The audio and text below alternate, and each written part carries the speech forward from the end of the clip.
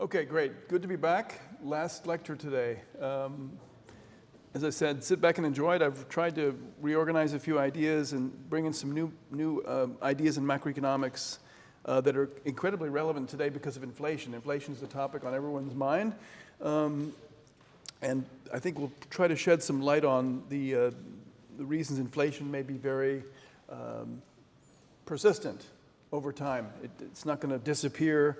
And there are many different reasons for that. Okay, we know it in the long run has to do with monetary neutrality and the choice of the central bank, but in the medium run, there may be forces that keep it kind of rolling along and very difficult to stop without causing a recession, like the central bank usually does when it tries to fight inflation. It raises interest rates, causes a slowdown in economic activity, and why this may be a very difficult course. So this is a useful policy discussion. A lot of us read the newspaper or read our favorite website or listen to a podcast that talks about this, and it would be nice to have some understanding. So I'll review last lecture again. I'll critique the New-Keynesian model. The New-Keynesian model is the standard, the gold standard right now. For better or for worse, it's all we got. And central banks ask economists to give advice on how the economy is going to do next year, and the best we can do is a model that assumes some friction in price setting that is longer lasting than the hypothetical model we could have developed in our classroom. So we need to understand that. Why do prices take time to adjust? And because they take time to adjust, monetary policy matters, aggregate demand matters. So when the US government gives lots of money to people, checks for everybody, people do something, and that doesn't just raise prices, it actually causes the economy to expand. Right? And if the Bank of China raises interest rates, it has real effects on the economy. It's not a neutral effect in the short run. That's what we really want to understand. To do that, we have to critique the New Keynesian model as we've learned about it and understood it, and we're going to propose a couple of solutions that are available for those people who are interested. This is a fairly active area of modern research. There are many different approaches. Some people working in Europe are also interested in this. One of the interesting figures of this idea actually came from Europe. The other one, I told you, Calvo comes from Argentina, and Stan Fischer comes from South Africa. So it's a really international group of people thinking about these issues. And I'll talk about other approaches. We'll talk about sunspots. We'll talk about other things things that actually Keynes also and Kalecki and other people thought about a long time ago may be relevant. And then I'll try to boil it down to this sort of New Keynesian ASAD model. We learned about it in curves as undergraduates, and now we understand what's behind the curves, and if you want to use a computer to help you solve models, we can do that too. So we're well equipped to move forward if we want to put it down and do business studies or finance or microeconomic experiments or game theory, that's fine. But if you want to do macro, this is where it's at.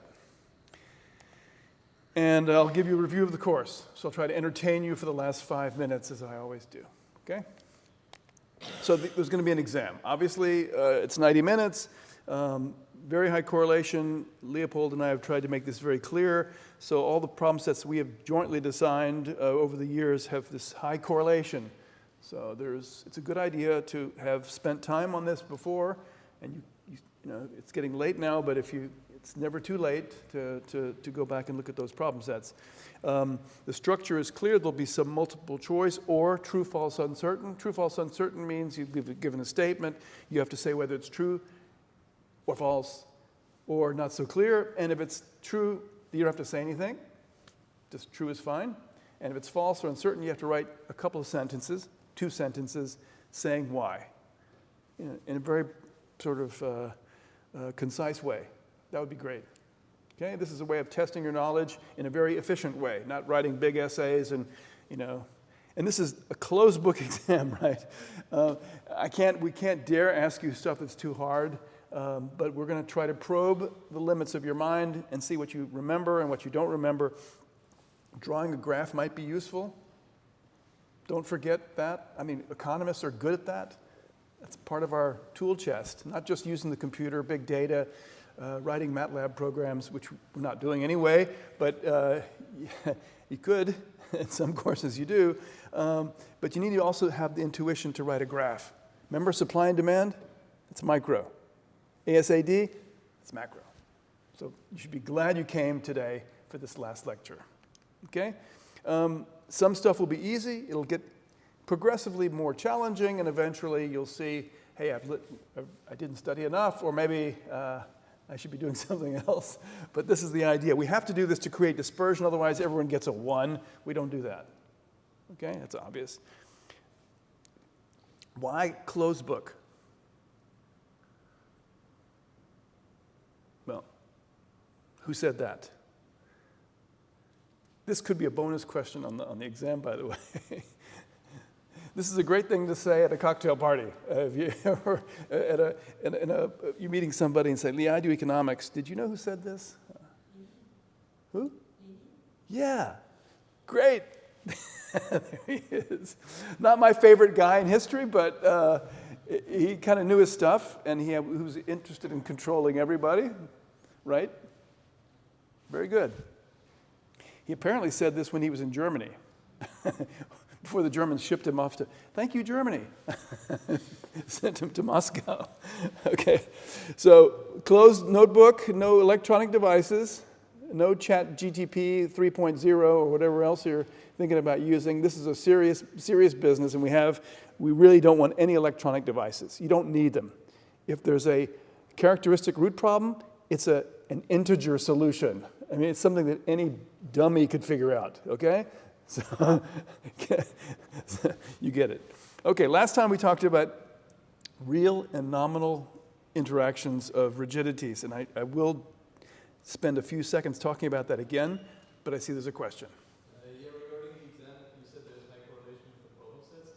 Is there a chance that we also cover models in the exam in calculus that we haven't covered in the problem set? We haven't covered all the models in the problem set? Okay, so Keynes said that economics is about applying a structure, a way of thinking to new problems and new situations. So the correlation of the object of our analysis will probably be 0, but the structure of the idea that you're applying will be probably 1. Okay, so I mean, you cannot expect the exact same question. That'd be kind of ridiculous. But a little tweak here, a little tweak there, not instead of yes, and that sort of stuff. We do that a lot because we have other things to do. But I've been doing this for almost 30 years now, so I have some experience. I know, and the cool thing about students is that they don't get older. They're always the same age. I'm getting older, but you guys are the same age. It's amazing. Every year, new generations of new young people. It's extremely challenging, but I think I understand the mindset. It hasn't changed that much, yeah.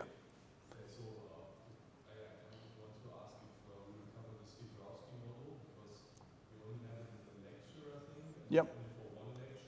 Right. Actually, I mentioned it in 2 or 3 lectures. Yeah. I think I did, actually. As an application of the maximum principle, it's there, and the video will be made available, if you like, in 2 hours. Okay, but it's a video that we had to doctor a little bit. So we had to cut out one slide because I made a misrepresentation of my colleague who wrote that online textbook. So the correct diagram is in the correct set of slides that you can get now. The other ones are gone. And I've also fixed the video, or we fixed the video. Our expert cameraman has inserted a... Okay, so it's exam relevant, Klausur relevant. This is auf jeden Fall. Yeah, it's going to be. Because what did Sugraus do? Well, he was also from Argentina, right? What was his big contribution? Yeah, but that was already kind of Milton Friedman, Hume, all those other guys. He also he kind of helped us understand the negative demand for money as a function of the nominal interest rate, right? And the nominal interest rate is the real interest rate plus expected inflation. So the higher the expected rate of inflation, the less demand you have for real money. The distinction between real money and nominal money is very important. The command over resources you have with this paper. Okay? Anyway, it's all in the movie. And it's exclusive to Moodle viewers, not to YouTube trawlers or trollers, whatever. I'm not sure I want to make this public yet. All right. So remember, one of the big ideas with Keynes, back in Keynes' time, but also we've formally shown it, is that it's not enough to just have nominal rigidities. You have to have some real rigidity as well in the economy. They interact with each other. And I had this profit function. I showed that each individual firm may not say, well, you know, I can change my price, but I'm not going to make that much more money. If everyone thinks like that, the economy has rigid prices.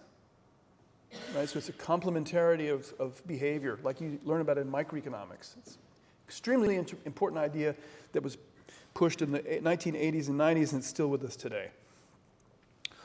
We spent last time talking about Calvo, important model. I know Leopold has spent some time reminding you that micro-foundations are important. The demand for the individual good over which the monopolist has a little bit of price-setting power, all that adds up into this major league problem with the economy. You have these deviations from trend output because of these nominal rigidities interacting with this real rigidity. And usually the nominal rigidity is, I mean, it's necessary, and we stress that because it's the hardest to understand. That's why we kind of need some micro understanding, some micro foundations, and I'll criticize that. That's my objective today. We talked about the Euler equation as the foundation for the old IS curve that you might have learned in college. Don't worry about IS, just think of Euler. And then the Taylor rule, which is the response of the central bank, which even in Turkey is happening. The Turkish central bank is raising interest rates, and they're doing it kind of on the sly because they don't want to offend the leader, but it's true. They're making money tighter because Turkey is teetering on the edge of a very high inflation period, right? And nobody wants high inflation.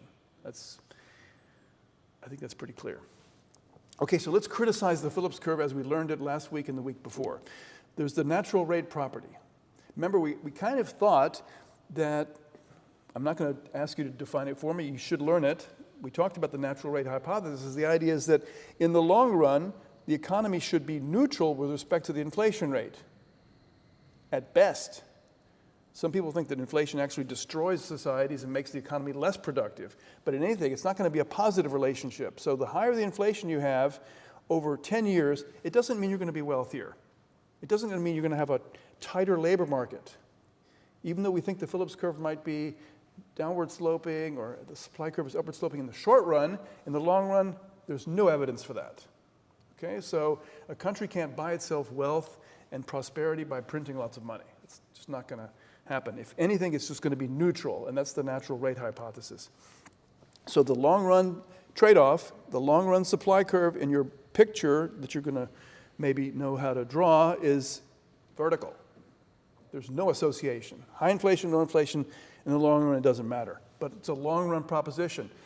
So what about our Keynesian model? If you take what we learned in the past 2 weeks and you look at it really carefully, in the long run, pi t plus 1, pi t, they should all be equal. Now, if you do the math, it ain't vertical. It's not vertical. Oops. Looks like a long-run trade-off. So this is the original Phillips curve, the New-Keynesian Phillips curve of the 1990s. All the Chicago guys jumped on it and said, this can't be right. This is not we want Milton Friedman. His message has to come through at the end anyway. Milton Friedman is the daddy of monetary neutrality, and his wife, Anna Schwartz, proved it. She had all this data, and she showed that across the world, over the centuries, monetary neutrality is a pretty good proposition, and I showed you for a lot of other cases as well. Okay, so this is not good, was not good back in the 90s. So there's a challenge, a discussion, and there was a conclusion. We can still save the Phillips curve. We can still save the new Keynesian aggregate supply curve. You can fix it by take the Rodenberg model as an example. Rodenberg said, if I raise my prices, I get grief from my customers. Hi. We just talked about your country. Too bad you're late. That's okay. Watch the video. So, Rodenberg, what does Rodenberg say? If you raise your prices too much, you suffer. You suffer a penalty from your customers, you lose business, whatever. So, how do you save How do you save Rodenberg? Well, you make the penalty relative to the inflation rate around you. So there's kind of a norm inflation rate. People are raising their prices by 3 or 4%, but you raise yours by 5 or 6%, you get penalized. So that's a very small fix. It's a cheap fix. Okay, it just means you're salient, means I can see you're raising I'm raising my prices by 50%, and my friends are raising, my competition is raising prices by 30%, then I'm really it's obvious I'm screwing the customers.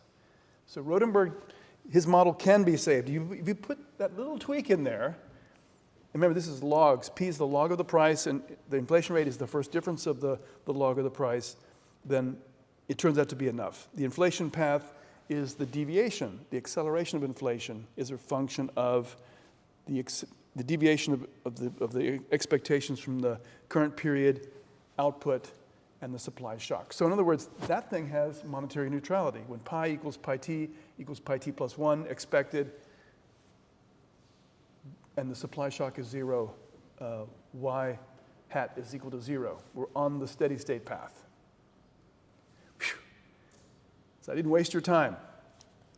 Okay, no more long run trade-off. So this is one way of saving the approach, and the modern models have something like that, and they're trying to use econometrics to estimate. They usually do.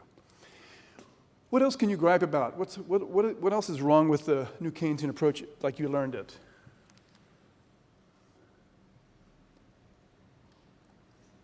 Well, the model is missing, in the original version, is missing a serious consideration of the capital stock.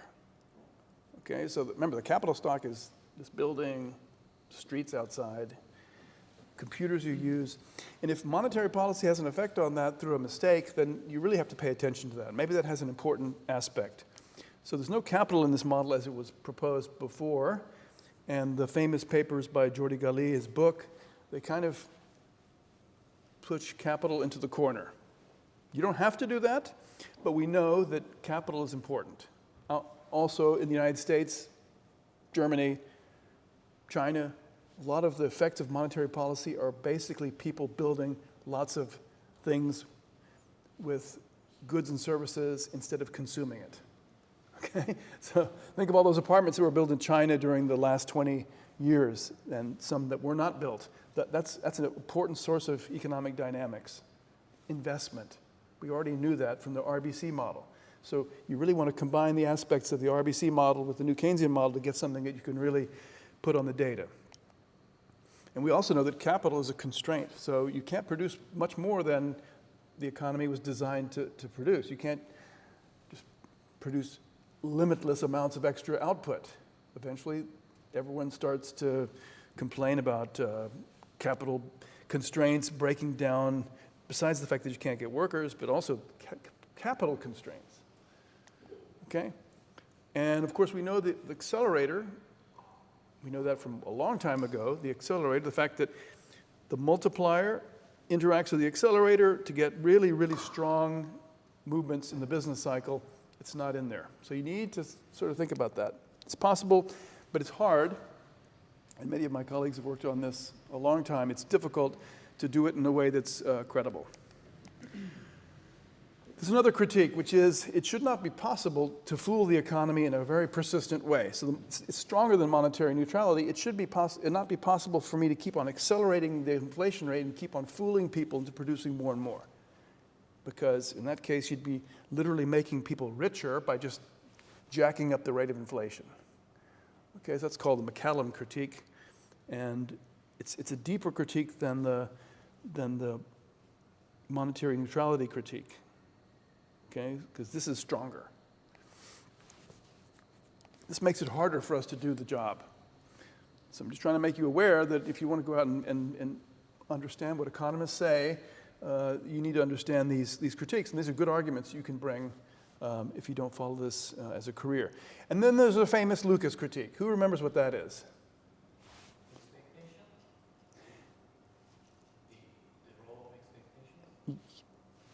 It's behind the Lucas critique, but it's a little bit, that's not the 100% answer, but that's a good start. Yeah. Yeah, something like that what happened in previous past must not follow in the future. So the behavior of agents, the behavior of the economy is conditioned on the time that you observe this behavior. It could be interacting with the rules of government behavior, and therefore you can't just extrapolate it. That's really what I was, because of expectations are much deeper than just writing down some pi e. It depends on, it's contingent on the economy at that point in time and that state of the world. And Lucas basically said that just because the government was successful in stimulating the economy back then does not mean that we can use that result and statistics to estimate that result and apply it to today. Okay, it's the invariance of policy, of policy rules of individuals cannot be taken for granted. It depends on the policy the government is implementing. That's a really deep critique, and Lucas probably got the Nobel Prize just for that. He was a single guy, single Nobel Prize. He got lots of achievements, but a lot of people mention this. The Calvo mechanism doesn't have this characteristic because we've assumed that the frequency of price changes is just exogenous. It's just given. That can't be immune to the Lucas critique. Because suppose the government increases its policy rate of inflation to, say, 50%. Are people still going to be changing their prices every 3 months or every 5 months because of some rigid probability? No.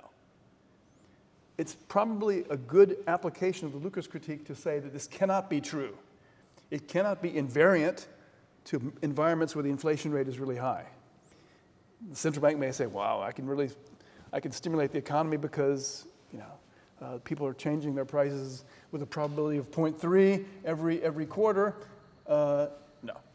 People will wake up and say, I'm stupid. I'm not changing my prices enough. I'm going to start changing my prices more rapidly. The Calvo parameter is not a fixed parameter. It responds to the environment. This model worked so well in the 1990s because inflation was so stable and quiet. Even in Turkey, it was very quiet. These are the good old days. And then, of course, at some point, things happen.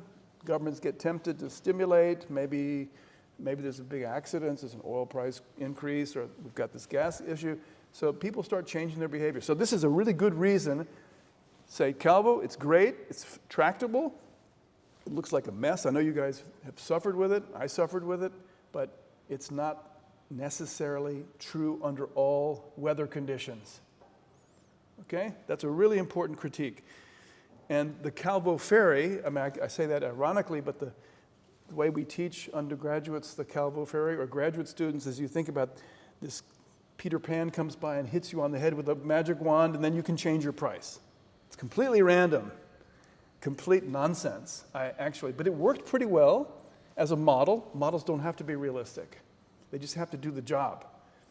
So there's this tension in macro. Okay, maybe the Calvo is, it was a good idea, but we got to move on. Other people say, no, this is the model. The biggest problem with Calvo and all these other models, Rodenberg doesn't have that critique. Rodenberg, you can say these costs of changing prices are inherent and invariant to policy. So Rodenberg has this slight edge over Calvo, right? So it's this battle. But both of those models have a problem, which is that inflation is too flexible. Inflation reacts too quickly to new information. It doesn't have enough persistence. And when we see this right now, the inflation is high. It rose since the end of 2022, and it's not coming down very quickly. It's coming down, and everyone's hoping, and nobody knows because we're all watching today. The United States CPI report is coming out. So if you're interested, go online and see what happened. It's been coming down slowly, but it's not likely that it's going to go like this because there's a lot of inertia in the price level. So the Calvo model and the Rodenberg model have a joint problem, which is that price setters are always looking forward. They're always trying to front load. I'm trying to anticipate all the other things that are going to happen in the future, and I'm not really bound by the past. That doesn't sound right. It doesn't get borne out by the data. Okay? And if you go back and look at the derivation, you see this. it's a beautiful feature. This forward-looking aspect is really what revolutionized macroeconomics, but at the same time, we know that the data are not so agreeable with that.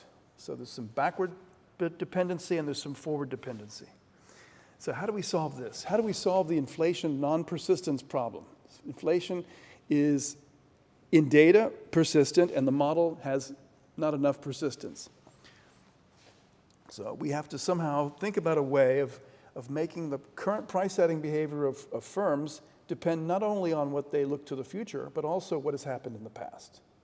And there are many ways to do that. The issue with this model is that if I'm the Fed and I announce that I'm going to raise interest rates and I do it credibly, then all those producers will look, oh, they're causing a recession. I'm going to reduce my prices because I expect a really bad economy in the next 6 months or 12 months.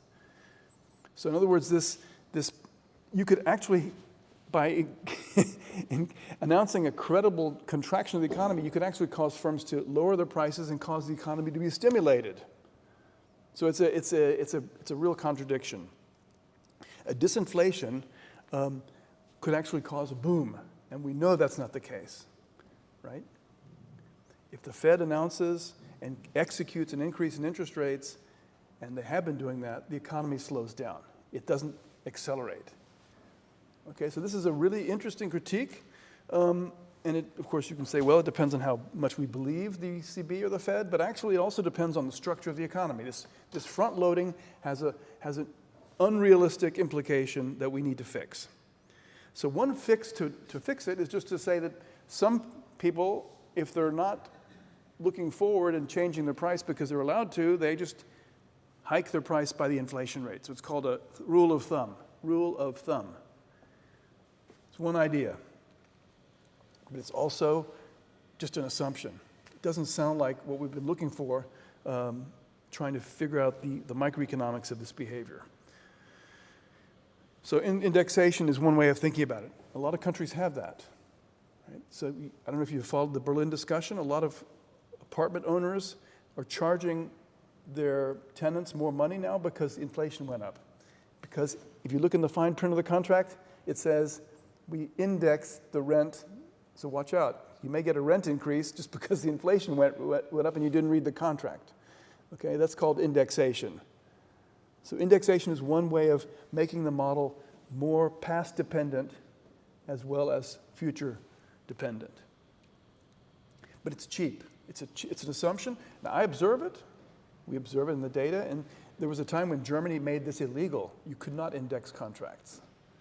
But in Argentina, it's definitely legal because inflation is 100% per year. You have to have some clause that automatically increases prices if you're not paying attention. So it's a good solution, but it's not the ideal solution. The other solution I want to just make you aware of, which I really like, is called the Benassi approach. So it's based on a paper, and Mankiw, our famous macroeconomist from the US, and his student Ricardo Reis from Portugal, came up with this idea, which is a competitor to Calvo. And it's not rigid prices, it's rigid information. So when you set your, the weird thing about Calvo, and also with Rodenberg, is that firms are kind of stuck. And if you're in the Calvo world, you can be stuck for a long time. You want to, if you were intelligent, you'd say, man, I'd really like to change my price. I just can't do it. But why not? Why can't you change the price? Because we've assumed you can't. So maybe the alternative, and that's what Benassi said, you just don't have the information. Your prices are perfectly flexible, but at some point in time, you're just not informed about the market. So to do it, you have to do some market research, read the newspaper. Did the Fed raise the interest rate, or did the ECB raise the interest rate? So it's kind of an alternative. People call it state dependent. It's a difficult idea. I just want to give you some idea, and I want to try to motivate it for you, okay? Because inflation has both heads. It has it's a hydra. It has it has two different two aspects. I'm trying to remember the Greek mythology. It was a dog. Cerberus has two heads, right? One looking this way and one looking this way. One looks forward, one looks backward. This is the rate of price change in Germany in a fairly bad year, 2009. Okay, so you can see that inflation can be negative. Disinflation is possible, but negative inflation is possible. So firms do cut prices, okay, and they do it surprisingly rapidly because this is just an average. If the average change of the price level was negative, that means that some companies really cut their prices. And you can see that from this picture. So if you look at, so this is in German, so you have to learn a little German if you haven't learned. Schmuck doesn't mean a dummy, it means jewelry. The price of jewelry went down by 30%. And that's an average of a lot of samples of jewelry prices in 1 month. That's 1 month over 1 year. So prices are kind of flexible. Wow, minus 30. Gurken. Who knows what a gurke is? Good, a cucumber. A lot of Germans don't know the word in English for a cucumber. Eine Gurke. Look at Gurken. They went down by 30%. And that's year over year. That's a Gurken deflation. Okay, but that's just one product. And we know from Leopold that the price index is a bunch of prices aggregated together. Wow. But look at Zwiebeln. What are Zwiebeln? Onions. Not tulip Zwiebeln, the ones you eat, okay? They went up by 25%. So there's a huge dispersion of prices. And we're just looking at the inflation rate, which is the average of many, many prices. So obviously firms do have the flexibility to change prices. There is some flexibility. So I personally like this model better than Rodenberg or, actually I kind of like Rodenberg. I'm not so crazy about Calvo. But that's just a personal taste issue. Macroeconomics is not about personal taste. But look at this. Paprikaschoten.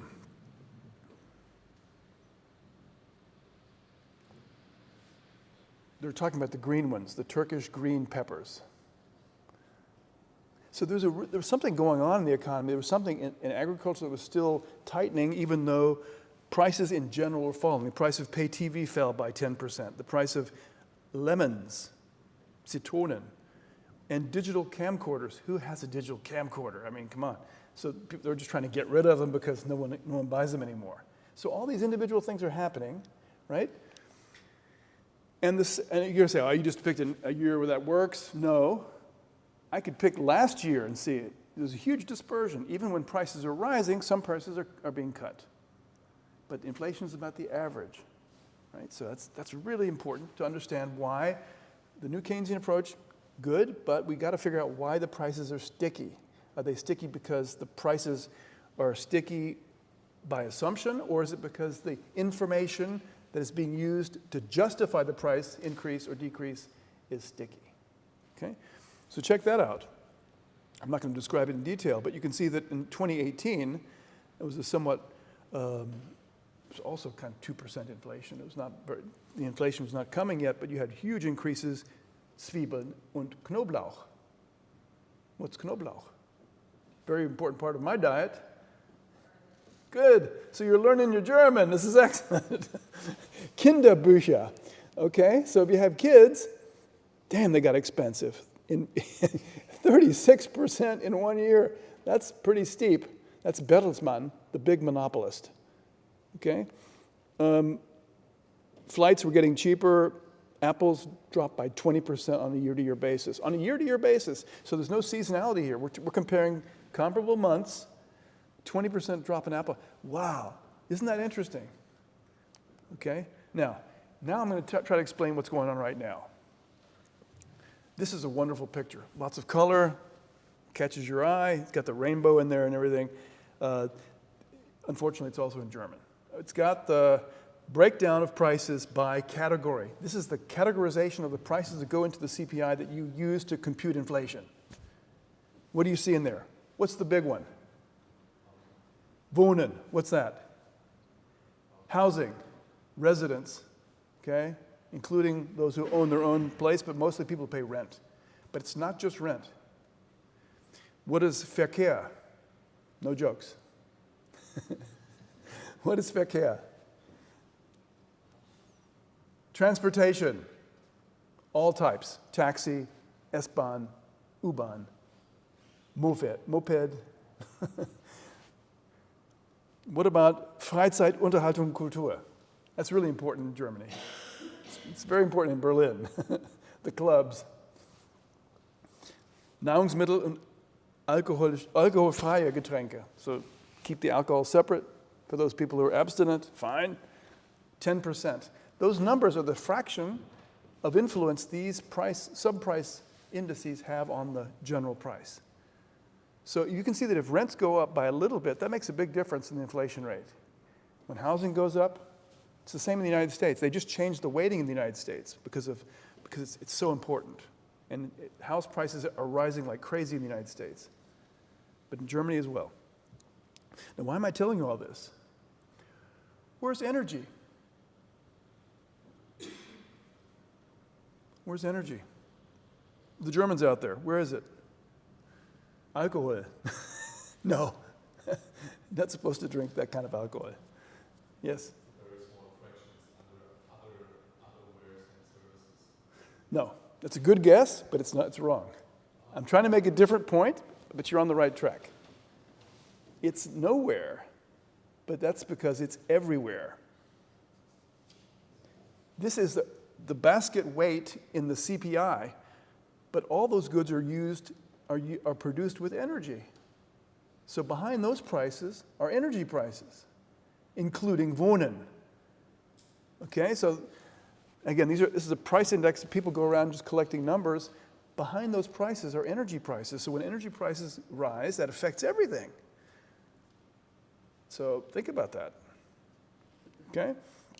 So input-output tables are important to do this right. We're not going to do that here, but you should know that. And yet you need to think about this problem of flexibility in prices, because energy is affecting everything. And clearly, if your costs go up, you're going to pass it on. That's why everyone who rents an apartment and has a clause that says they can raise your rent, Miete, you will pay for it, for sure. The guy who owns the building is not going to pay your heating. Okay? So it gets passed on. So the alternative is to have more flexible prices in the sense that firms can change prices anytime they want, but only if they're informed and have a good reason to do so. So that's the Mankiw, Ries, but I say Benassi because Benassi had the idea before, and I'm going public on this. So the hundreds of thousands of people who watch this YouTube video next year will know that Mankiw should have quoted Benassi. Okay, he didn't, but he's a Harvard professor. He gets more credit. These are called sticky information models. Sticky means can't do it, but it's not that you can't change your price. It's you don't have any reason to change the price because you don't have any new information. You didn't do the research. Maybe you're busy. You're trying to work on your marketing skills, marketing scheme, or your marketing, get the goods to market. You're not thinking about how much should I charge. And maybe also for the Rodenberg reason. We talked about that. These are all things that all interact with each other.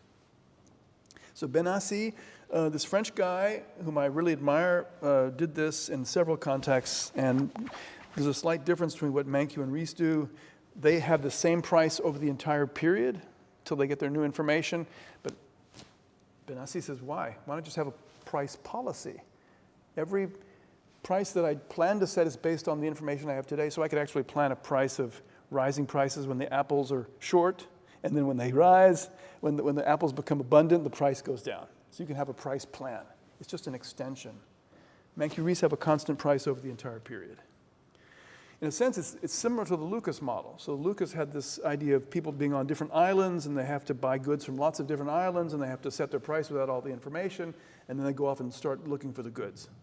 So it's a battle between ability to change the price and the willingness or the desire to change the price, and I think the latter is probably more realistic. Okay? So I have a nice picture for you. I've drawn this picture just to give you some idea. The Calvo vision is that people set a constant price until the fairy comes and taps them and they can change the price again. In the Mankiw, Ries, Benassi world, you set the price for the rest of your business existence, but you're basing it on information that you have right now, and then you go away, you write these prices down, and you go off and you do your business. And then you come back someday when you're allowed to change the price again, you say, well, man, I wish I had known that, now I'm going to change my prices. Okay, so it's a subtle but extremely important difference because it makes a difference on what the price level does. The price level today in the Calvo model is basically a weighted average of those firms that can change their price and all the locked prices from the past. Whereas in the Mankiw world, or the Rees world, or the Benassi world, the price you see today are all flexible, but they're based on different information sets in the past. Some people just changed it, and some people didn't change it, like the Italian hairdresser a year ago, and finally he wakes up and says, I should change my price. And it's not that he wakes up on purpose, it's accidental, right? So you have this different competing view of the world, and that's kind of what I'm going to try to promote very quickly right now. So I'm going to use Roberts. I did this just recently myself, so I'm trying to work this through myself. It's kind of interesting. Remember, Roberts had this very baby way of looking at the Calvo-Rodenberg idea. You can do the same thing here, and it works. Prices are flexible, but it's just I don't have any reason to change them because I'm not on the ball. For some reason, I don't have the information, for whatever reason. And that's subject to the Lucas critique also, by the way. So don't forget that. 1 minus phi, fraction of firms are allowed to get their information updated, and they will charge the monopoly price that they should and would, in my picture 3 weeks ago, would do. And phi are stuck with old information. They wrote down this plan, I'm going to raise my prices next year by 5%, and then the next year I'm going to raise by 6%, and they just do their business, and the price is just set, okay? But it's set because their information is old. Contracts don't fix a single price, and that's the cool thing about Benassi. He basically had it flexible. So I could do the Apple business. I'm an Apple seller, Apple merchant, okay? And I know that in April, there are no apples. There are lots of flowers on the trees, but the apples don't come until the fall. So I'm going to charge a high price in April, and when the apples become abundant, I'm going to have to cut my prices because I'm full of apples. And if I have too high a price, I'm not going to sell any. So I have this policy of apple prices over the future. And every time I can revise my plans, I have a new sequence of plan prices. But they are rigid, not because I'm a rigid person, it's just because the information that I had is rigid. It's a different way of thinking about it. It has a huge effect on the macro dynamics. It makes prices and inflation backward-looking as well as forward-looking. So it solves the problem of persistence. Okay, I'll give you a real quick run-through. It was, again, if you understood the Roberts lecture, we did the Calvo for babies, basically. Calvo and Rodenberg for babies. You know, the easy one. Log linear price weighted average. Same notation, make it easy for you. So if I'm a monopolist and I have perfect freedom to set the price anytime I want, that's what I would choose. That's the profit maximizing price. And in Calvo, you couldn't do that because you got stuck, and then you try to guess what it would have been in the future, and you set this average price of the future. That's not the way it works in this model. I'm free to change my price anytime I want, but my price policy is what determines my price, and the price policy may have been taken a while back when I didn't have all the info, like energy prices going up by 500%, okay? So those people kind of are in trouble. Otherwise, I just chose my price, the old prices based on my old plan, okay? So you can see what the difference is that I'm basing my plan on old information, minus J periods ago, instead of current information. So again, it's a tweak of the Calvo model, but it's a pretty clever tweak, in my view. Now the price index looks like this. This is the aggregate price index. It's a weighted average of those prices that can be reflecting complete information versus those that were planned based on information that's old and stale. So the evolution of information is important. Past information is going to affect current prices. And that, to me, makes a lot of sense. And it doesn't have the problem of front-loading as much. People do kind of front-load. Obviously, you look forward, but you're also stuck in the past in terms of your info. Okay, so if you just work through the algebra, you end up getting the price you set today, if you can, and the price you set in the past based on old information is going to give us the current price, so you can first difference that and get the inflation rate. Now, again, I'll repeat this. I've said this several times, but I'll say it again. This is different from Calvo. So when I was a graduate student, we learned Calvo. And now we've got Mankiw-Reis-Benassi. And the idea is, where is the inflexibility coming from? Is it coming because I've written a contract that freezes my price for the next periods until I get to abrogate my contract? Or am I free to set prices the way I want, as we had in the diagram, but I'm kind of locked in a bubble of inferior information? Now you may say, well, look, in the world of internet, I should be able to get information anytime I want. But you got to spend time. And you, as a manager of a firm or a price setter, you don't have that much time. You're trying to get your employees to show up for work, try to decide what kind of wages should I pay to get this person. I've got a shortage of labor. So you've got all these other things distracting you. So a lot of people have worked on a similar model, which is based on incomplete or distracted attention, a limited attention model, they call it.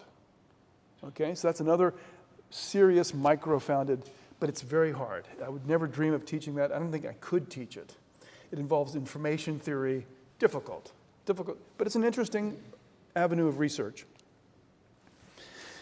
The key thing to remember is that inertia no longer comes from the ferry, it comes from the stickiness of information. You're not sticky because the ferry doesn't let you change the price, it's sticky because you don't want to change the price.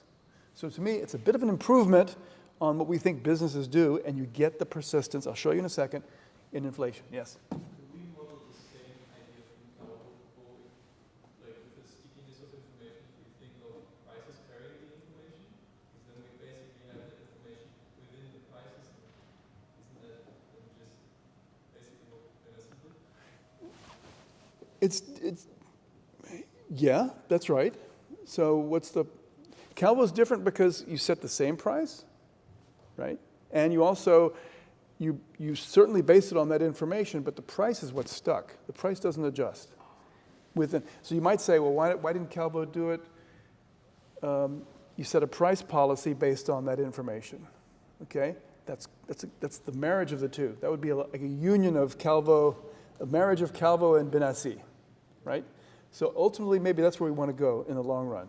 But maybe next time I teach this course, I'll just forget the other stuff. But I think you need to know where people have been thinking about this for like decades and making remarkably little progress on it.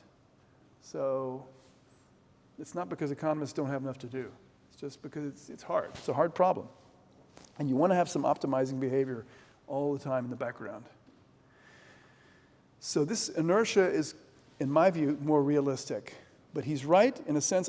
If I could take Calvo and reprogram Calvo to have flexible prices, I could probably get this fantastic hybrid model of everything.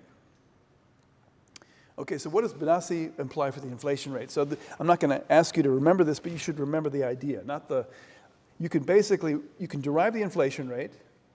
The inflation rate today has two parts. One is the flexible part, the flexible information part, and the other is the part that's based on all this old information. So inflation has to be persistent because inflation is reflecting information that's emerging very slowly, right?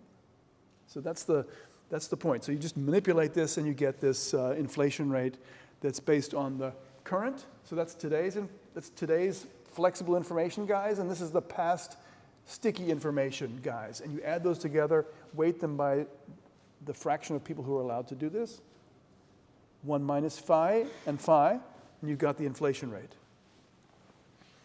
Okay, so it looks like a New-Keynesian Phillips curve. It looks like the New-Keynesian aggregate supply curve, but it's slightly different. It's got this part that's depending on lagged expectations. S is this index going from 1 to infinity of people in the past who are stuck. You can see the weight is exponential. So phi is raised to the S power. It's getting smaller and smaller. So those guys who are stupid and didn't get the information, they're not mattering so much. Okay, you could just forget them if you wanted, but formally, you can't forget them. They're there. But they're just like the Italian hairdresser who waited a whole year to change his prices or her prices. Okay? All right, so you've got expectations, you've got a core rate of inflation, just like in the ASID you learned as undergraduates, you've got the output gap, and you've got the supply shock. But they have slightly different interpretations. The inflationary expectations are lagged expectations of the present, and in Calvo, it's current expectations of the future. So again, the world is somewhere in between, so maybe that's how we get the inflation to be persistent. So when you do this in the Benassi model with a normal DSGE model, you get exactly the kind of dynamics we see in the data and the type that Greg Mankiw also praised, the idea that inflation takes time to get going and then it kind of gets stuck up there for a while. We don't see that with the Calvo model. Okay, it's harder to generate that dynamics with the Calvo model. So here's Mankiw-Ries. They do get something like this, but it's not as attractive as the Benassi because Mankiw-Ries has the firm setting the same price until they're revising their information. Okay? So to summarize, I mean, I can see that half of you find this incredibly interesting and the other half are just falling asleep. But man, this is interesting. This is like the cutting edge of what we do in macro. Okay, so one solution is just to make up a solution, have a hybrid indexation or rule of thumb pricing. It's kind of a cheat. A lot of people do that in the central bank because it's easy and it's also, if Lagarde says, hey, what's the inflation rate going to be? They're kind of under pressure. They're not going to write a new economics paper. They're going to generate an answer. So that's one cheap way of doing it. And this rule of thumb pricing does work. Or you use sticky information. It's harder, and again, it involves a certain amount of susceptibility to the Lucas critique. So you have to remember that. Benassi is not immune from the Lucas critique. See, the Lucas critique is the ability for you as economists not to be fooled by other economists. And who said that? Great. You will see her again later. She's coming back. So Lucas in 1972 could explain this because Lucas said, these islands, you visit islands, except in Lucas wasn't too concerned about the dynamics. But if it took time for you to get to the island to learn about the prices, you could get some dynamics in his model as well. But his idea was information. It's all about information. And that's why he got the Nobel Prize. Okay? So let me finish up this lecture talking about some other stuff. So, we've talked about worlds with sticky prices, sticky information. Keynes also cared about other stuff. Keynes was really general. He was concerned about businesses getting so pessimistic they didn't want to invest anymore.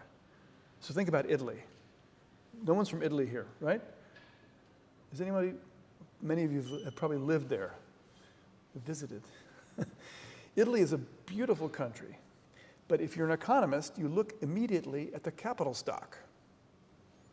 Okay? So I was in Sardinia last summer, looked around, and I saw a capital stock that was really kind of old, decrepit, falling apart. Now, why is that the case? Well, Sardinia has steel production. It's an island, right? It has highways. It has for the 1980s, was a modern infrastructure. The Italians have no longer spent much money on investment in this country. Keynes would have said, well, the animal spirits of the entrepreneurs in Italy have died, especially in Sardinia. Sardinia is where the king of Italy came from when he went to become king, right? Fun fact. I learned that when I was in Sardinia. Okay, so the key thing about Sardinia is that a lot of this optimism was based on Italian policy. So the Lucas critique might have applied here. The Italian policy was to go in and subsidize companies to build factories, etc. okay? So the expectation of future subsidies probably drove a lot of investment activity. And you can see a lot of modern houses in Italy, southern Sardinia. Sardinia is a huge island, really big, okay? So Keynes would have said expectations were important. Expectations of future subsidies, expectations of optimism, maybe Sardinia was going to pick up. So a lot of people piled into Sardinia. A lot of businessmen built houses to live there. There are villas, and there are closed community gated villages in Sardinia. Crazy, Sardinia. And then you look at these hotels that were built in the 1970s, 80s, they're all falling apart now. So you go figure. Keynes said it has nothing to do with interest rates or aggregate demand per se. It has to do with expectations of future investment opportunities.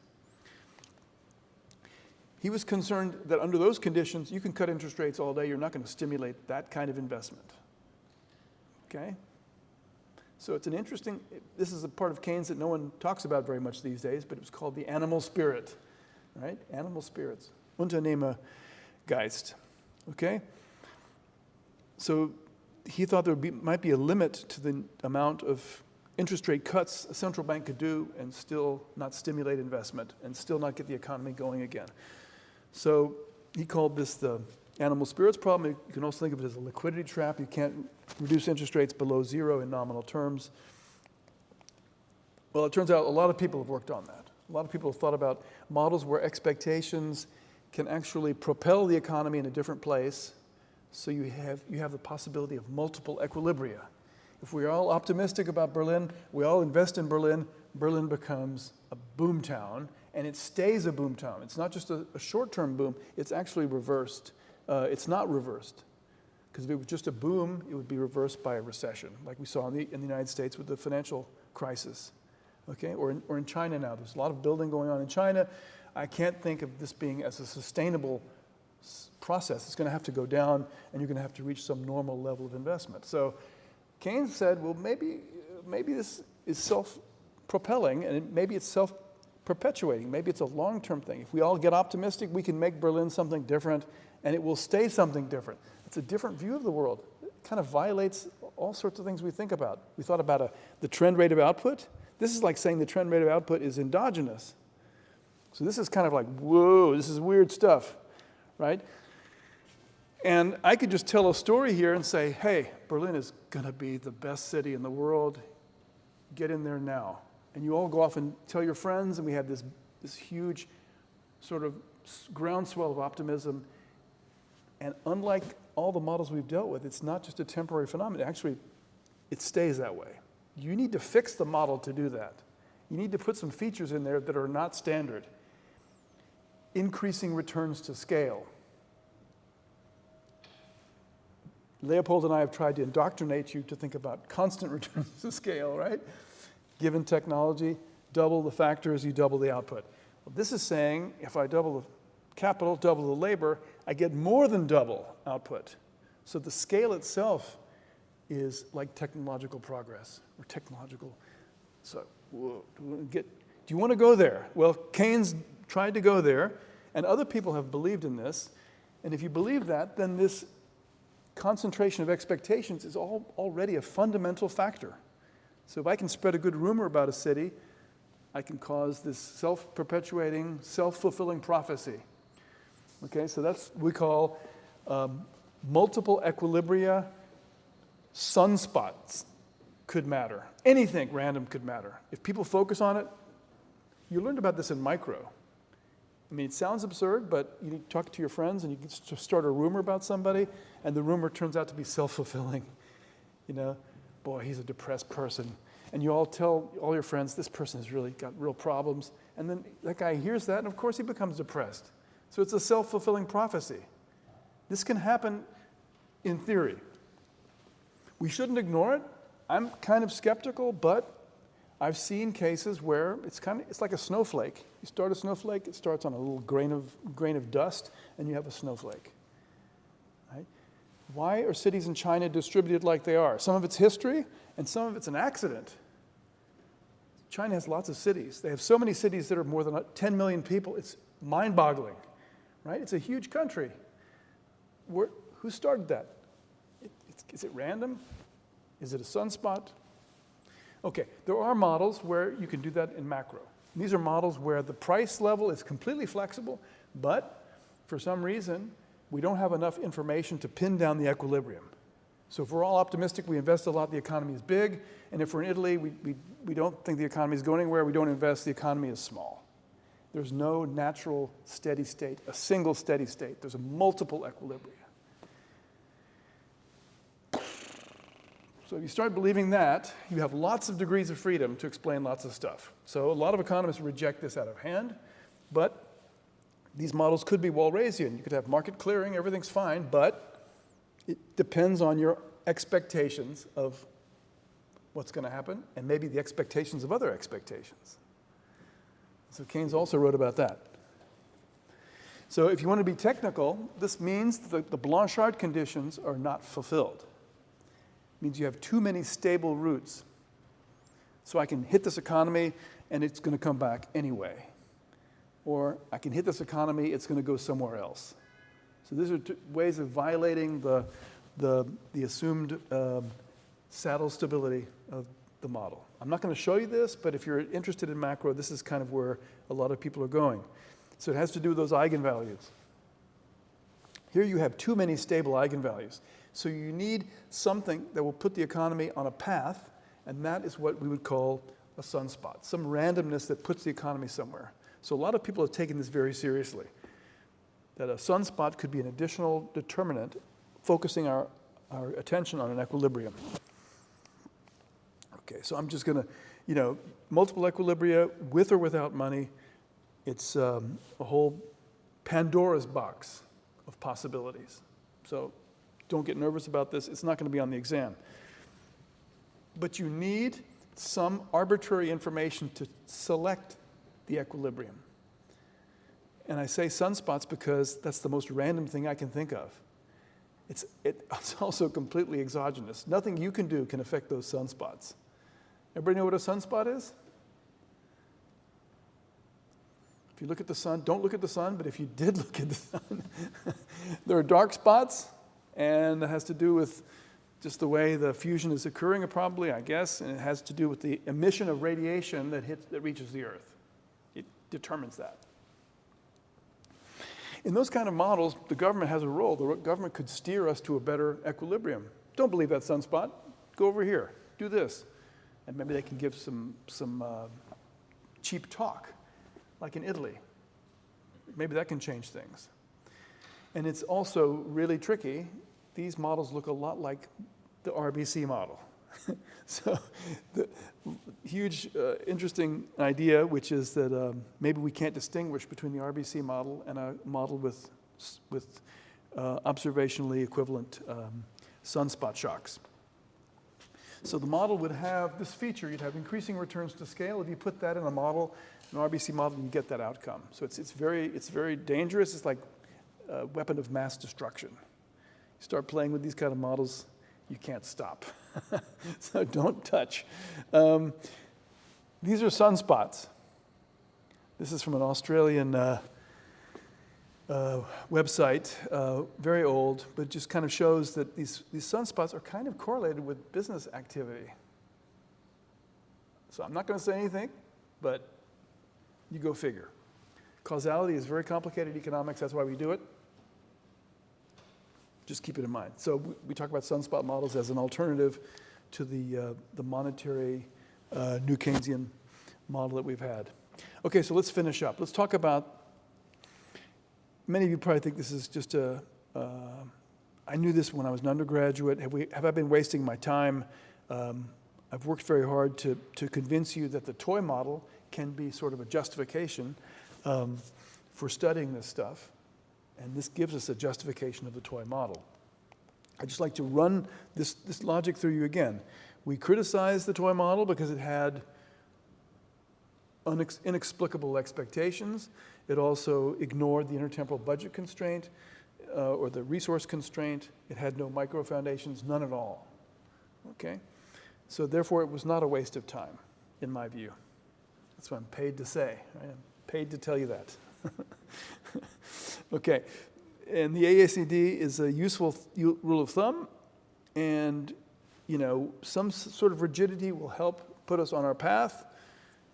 Nominal price level and the state of expectations become state variables, unlike in the classic model where the capital stock is the state variable and the level of technology is a state variable that we can't control.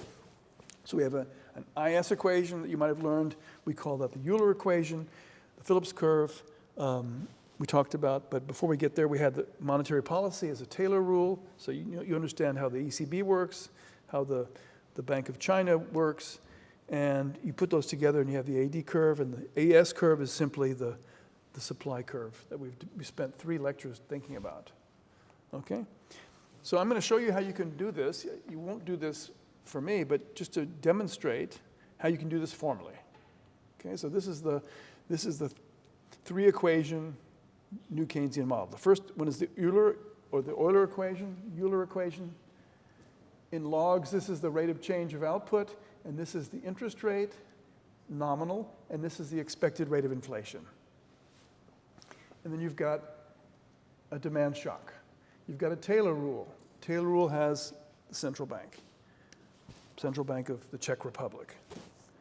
And they're reacting to inflation. They're reacting to inflation relative to the target rate of inflation, and then they've got, they're reacting to, here's the target rate of inflation, and here's, they're reacting to aggregate demand. So when aggregate demand is low, they stimulate the economy by reducing interest rates, and when it's high, when Y is positive, they raise interest rates. And then you have this W is a shock.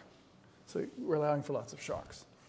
And the supply curve is what we've trained you on, but now I'm allowing for a little bit of backwards and a little bit of forward-looking behavior. And then we have rational expectations. So the agents understand this, they behave as if that's the model. So again, this is just to show you that it's possible. Like we did before, I'm putting this in matrix form. A 2-equation model. It's a model in output, measured as deviations from the trend path, and inflation, the change in the price level. That's inflation. So it's a matrix equation. It's a vector-valued matrix driven equation with the following matrices. Those are all parameters that come from our models that we've learned. Okay? So you can do a little math, a little matrix algebra, and you get this lovely equation. This is what I'm interested in. This is the past, and this is the expected future. Okay, so you can give that into a computer, and the computer can solve it for us. And if you're good at matrix algebra, you can do it yourself. Who's going to do that? Okay, so that's what the solution looks like. And therefore, you get a reduced form. You show that we have Slutsky. We have the shocks, we have the structure of the model, and we have some lag dependence on the past. Even though the expectations of the future are in that model, the expectations of the future are because of the past. Right? So that's the magic of macro, is understanding that in these types of environments, people's expectations of the future are based on what we've observed in the past, and therefore, this is what you're going to end up getting and simulating to get. And you might be asking yourself, how do we get these matrices? Well, you use the method of undetermined coefficients. Okay, so again, if you go on to take advanced courses and you play with these models, Dynar will do this for you. But you have to know what Dynar is doing. It's not good not to know what the computer's doing. The computer is taking over the world anyway. ChatGPT3. Right? Okay, so if you're interested in that, it's all there. So I'm going to summarize the course now. What have we done? We've done a lot. I think this is one of the more ambitious courses in this country. I try hard to make it attractive without turning you off. The fact that only 30 people are here is not so encouraging because 125 people have signed up to take the exam. So that's okay. I can take it. There's a great way to summarize all this, and this is again, I told you about Walrasian features, market clearing, not. So you can actually put all the models we've done in this course, talked about, not necessarily dealt with in detail, as 2 questions. Monetary neutrality, market clearing. It's like It's like BWL, yeah? This is like a business marketing course. This is how you market macro, okay? So you have 2 possible questions and 2 possible answers times 2 is equal to 4. So you have a Vierfeld diagram, 4-field diagram. So keep that in mind. And now let's just spend the last few minutes talking about what we've done, okay? Macro is about measurement, and everyone who passes macro should understand how to measure stuff, right? How do I measure nominal GDP growth? How do I measure real GDP growth? What is GDP inflation? That's really basic. That's like a doctor learning how to look at a person's armpit. You know, just how to, measurement. How long is that fingernail? How big is your eyeball? The big part is diagnosis, analysis. And to do that, you have to have a model. Macro is quantitative because, does everybody remember what a billion is? 10 to what power? It could be on the exam.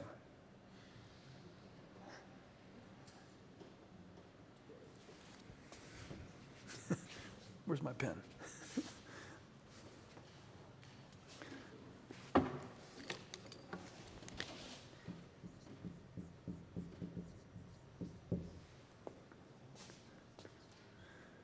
As opposed, and again, this is the US view.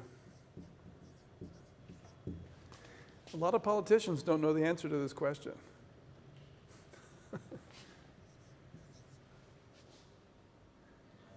Nine. Good. Trillion? 12. You're a physicist, right? Just kidding. Okay. That means 12 zeros after the 1. Okay, it's a big number. We understand that. The GDP of Germany is measured in trillions of euros. 4 trillion maybe? It's almost 4 trillion, 3.5, something like that. America, 21 trillion. A lot of people, a lot of capital. Luxembourg, rich country, small capital stock, small labor force. These are the things macro, we measure it quantitatively. But you can't experiment, so we have to use models. We can't experiment. I can't take you and like subject you to hyperinflation. That doesn't work. It's hard to engineer that. It's also hard to make you unemployed and see how you behave. These are all issues that affect us, and you can laugh, but it's a serious question. People want our advice, so what do? Mankiw, my friend Greg Mankiw, my professor, he said that macroeconomists are scientists as well as engineers. So scientists in our soul want to understand and explain, and engineers got to do it. What are you going to do tomorrow? You're going to raise interest rates, you're going to cut them. Okay, so you have 2 souls in one, 2 hearts in one body. Okay? You should also be modest. Scientists are more modest than engineers. Engineers do it. Scientists says, nah, not so sure about that. On the one hand, on the other hand. So that's a serious problem that we have. We have lots of questions, right? There are many open questions. Technology shocks, are they important? Are they the driver of the business cycle, or is it more demand shocks? People demanding more goods, less goods, financial shocks, interest rate shocks. How important is this rigidity, stickiness problem? And where does it come from? Is it sticky information, or is it sticky prices per se? What's the best way, albeit imperfect, of understanding this super important phenomenon? Okay? We haven't talked about credit much in this course, but it's in the background because banks create money that we use to pay with through the interest rate, make loans, investigate loan worthiness, and if banks don't want to lend money, the money supply will not react. The loan volume will not react. Okay, so understanding how banks tick is very important. Not just banks, but near banks, financial institutions. The role of other stuff that we don't understand. And we haven't talked about unemployment, but I have courses for that. So if you're interested in unemployment, take labor economics. We can talk about that in detail. It's super interesting. I always have, my course on search and matching doesn't get much attendance, but those who do come are really excited about it. Okay. All right. So we've moved a lot. We've moved through history. We started with Hume. And then we went through Walras and Jevons, Keynes, Milton Friedman, Lucas, Sargent. We even talked about Robert Barrow. We talked about Galli. And if you take Lutz Weinke's course, you'll talk about Galli a lot. And Greg Mankiw and Michael Woodford. You know, all these things you can do. And we're still trying to fight the battles of the last war because we're still trying to understand the financial crisis. And there's a lot of serious issues that are still out there. Like, could we have prevented the financial crisis? Was it preventable? Or did lobbyists take control over policy and prevent the US Fed and the European Central Bank from raising interest rates when they should have? After 9/11, for example. So if you're interested, Google that. So we started the course with these slides. I'm going to finish with them. The objective of what we do is to understand the data and to develop some way of explaining the data. A theory of causality. What causes what? Because everything happening together is not a theory, right? We saw that with inflation and output. Sometimes inflation and output go in the same way. Sometimes they go in opposite ways. A theory has to be able to explain both. A model. What is a model? A way of organizing our thoughts. You can throw it away. And if you're smart, you can use another model. Just a way of organizing your thoughts. Keynes said that. Remember? It's a way of presenting a theory, and it's always, and that's what Marx said, it's always an abstraction. It's always an abstraction. Keynes said this: set of structures and principles which translate causes into consequences. Keynes said this, and this was reiterated in this form by Robert King, who's a contemporary economist, which is ironic because he's kind of one of the big critics of Keynesian economics, at least in the earlier years.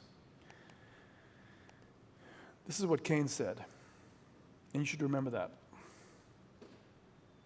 It's not a body of conclusions. It's not a religion. It's a way of thinking. It's a technique. And who's this guy? Another Englishman. Unsung hero. Marshall? Yeah, excellent. How did you know that? I once read one of his books. It's like a collection of in the old big. Yeah. Unfortunately, very long books. But he's the father of this, supply and demand, right?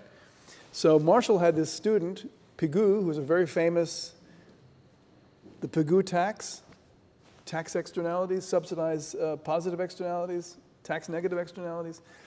Pigou was Marshall's student. And Marshall gave advice to Pigou, which is just famous. It's very famous. I have to share this with you. He said, look, if you're going to do economics, you're going to use mathematics to help you think as a shorthand for ideas. But mathematics is not an engine of inquiry. You should have the idea in your head. The mathematics should help you get there under certain assumptions. So he said, keep working on this until you're finished, and then you translate it into English. And then try to get some examples. Oh, you're going to leave? You're going to miss the Joan Robinson? Stay. Then he said, burn the mathematics. So don't show anybody your math. And if you can't succeed, burn everything. Okay? So, Joan Robinson, there she is. This is when she was younger. She said, as you know, the purpose of studying economics is not to acquire a set of ready-made answers, but to avoid being fooled by economists. I think that's great advice. And with that, have a great time studying for your exam. And don't get fooled. See you.